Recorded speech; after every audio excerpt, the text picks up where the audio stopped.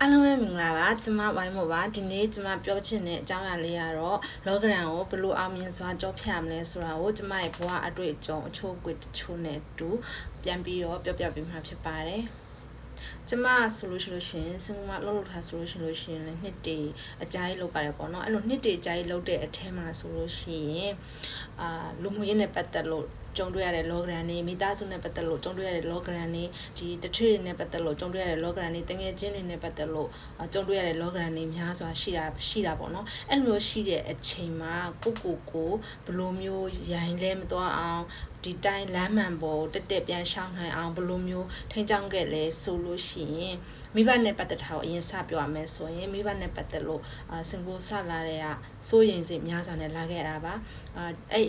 ့ချိန်မှာအဖေရဆိုလို့ရှိရင်ကျမ်းမာရေးလုံးဝမကောင်းတဲ့အခြေအနေပေါ့နော်ဒါပေမဲ့အဲ့ဒီအချိန်မှာလောကရန်ကိုဘလို့ရင်ဆိုင်လဲဆိုလို့ရှိရင်ငါမိဘကျမ်းမာဖို့အတွက်ငါဒီမှာအလုပ်လုပ်လို့ရှိရင်ပတ်စံတွေရမယ်ပတ်စံရလို့ရှိရင်ငါမိဘကိုဆေးကူပေးနိုင်မယ်အဲ့လိုမျိုးသူများရှိရသွားချင်းငှမနေရဘဲနဲ့ကိုမိဘကို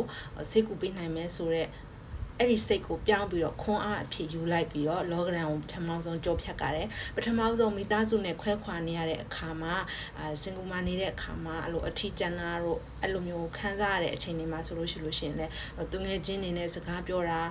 ာပထမဆုံးအဆင့်ပေါ့နော်အဲ့ဒီလိုမျိုးနဲ့ကြောဖြတ်ခဲ့ရပါတယ်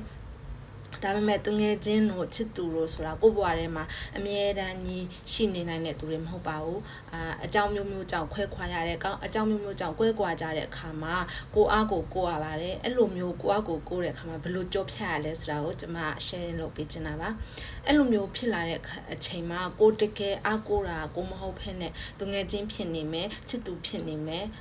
ဒါမှမဟုတ်မိဘတွေရှိ ው ပဲအမြဲတမ်းမိဘတွေရဲ့အပေးမှုမိဘတွေနဲ့ဆက်သွယ်ခြင်းနဲ့အဲ့လိုမျိုးစိတ်တွေဖြစ်နေတဲ့အခါမှာကိုအမြဲတမ်းဘေးနာမှာဘသူကမှ supporting ပေးမနေနိုင်ဘူးအဲ့လိုမျိုးအချိန်မှာကိုဘလို့အားကိုရလဲဆိုရင်တရားဘာဝနာနှလုံးသွင်းရပါတယ်တရားနာမနာခြင်းလဲတရားကိုနာကြည့်ရတယ်ပေါ့နော်အဲ့လိုမျိုးတရားနာကိုကအခုချိန်မှာဘယ်လိုမျိုးခံစားနေရလဲတကယ်ချင်းနဲ့ပတ်သက်လို့ကိုဂရုမစိုက်ဘူးလို့ခံစားနေရလားဒါဆိုရင်လဲ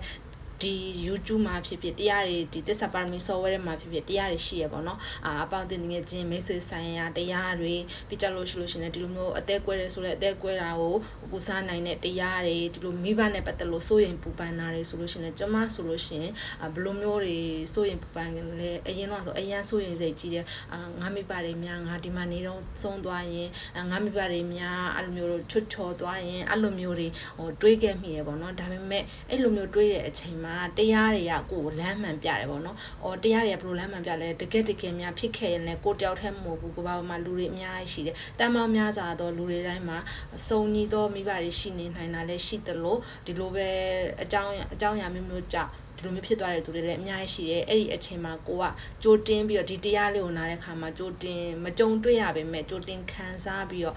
့ဒီလိုမျိုးဆိုလို့ရှိရင်ငါဒီလိုမျိုးစိတ်ကလေးကိုထားမှာပါလားဆိုတဲ့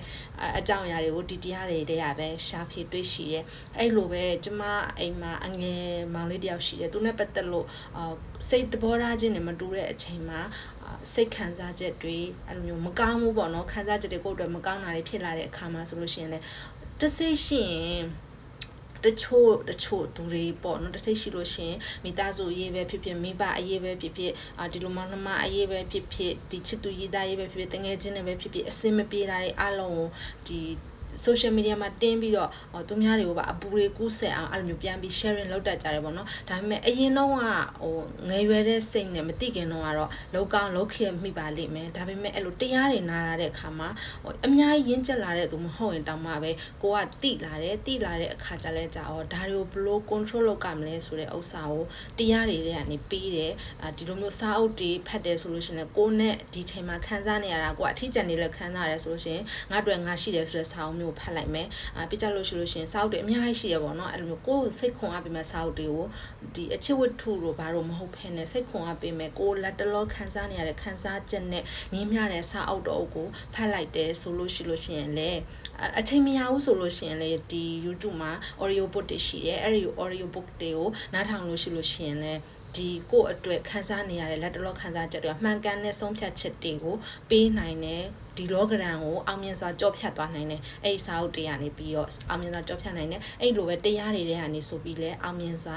တရားနိုင်နဲ့အဲ့လိုကိုယ့်ရဲ့လောကရန်ကြုံတွေ့နေရတဲ့ခက်ခဲတို့အောင်မြင်စွာကြောဖြတ်နိုင်တယ်ဘယ်သူ့မှမထိခိုက်ပဲဘယ်သူ့မှစိတ်အနှောက်အယှက်မဖြစ်စေပဲနဲ့အဲ့ဒီလိုနီးနေပဲကျမဆိုလို့ရှိရင်အခု10နှစ်ကျော်မှကျမပြဿနာတွေအများကြီးရှိတဲ့အခြေရေးလာရှိခဲ့ပါတယ်မိသားစုရေးလာရှိနေပါတယ်လူမောင်နှမရေးလာရှိပါတယ်တကယ်ချင်းအရေးလာရှိပါတယ်အဲ့ဒါတွေအကုန်လုံးဒါ social media မှာတင်ပြီးတော့ဘယ်သူမှမကောင်းဘူးဘယ်သူကကောင်းတယ်ငါ့ကိုဘယ်လိုမျိုးလုပ်တယ်အဲ့လိုမျိုးတွေပြောရမယ်ဆိုလို့ရှိရင်ကျမပတ်ဝန်းကျင်ကျမကိုလေးစားနေတဲ့သူတွေကျမကိုချစ်တဲ့သူတွေအားလုံးကျမကိုမုန်းနေတဲ့လူတွေကအားရမယ်ကျမကိုချစ်တဲ့လူတွေကဒါစိတ်မကောင်းဖြစ်မယ်အဲ့လိုမျိုးတွေဖြစ်မှာပေါ့နော်အဲ့လိုမျိုးဖြစ်လာတဲ့အချိန်ကြုံတွေ့လောကရန်ရှိပါတစ်ခုခုနဲ့ကြုံတွေ့ရတဲ့အချိန်မှာဆိုလို့ရှိရင်ကျမငြိမ်ပြီးတော့တခုခုတရားနိုင်နာနိုင်ကျမစိတ်တွေကိုတည်ငြိမ်စေမဲ့ကျမကိုခွန်အားဖြစ်စေမဲ့ကျမဘဝကိုပြောင်းလဲတိုးတက်စေမဲ့တင်တဲ့တက်ထားမျိုးတွေ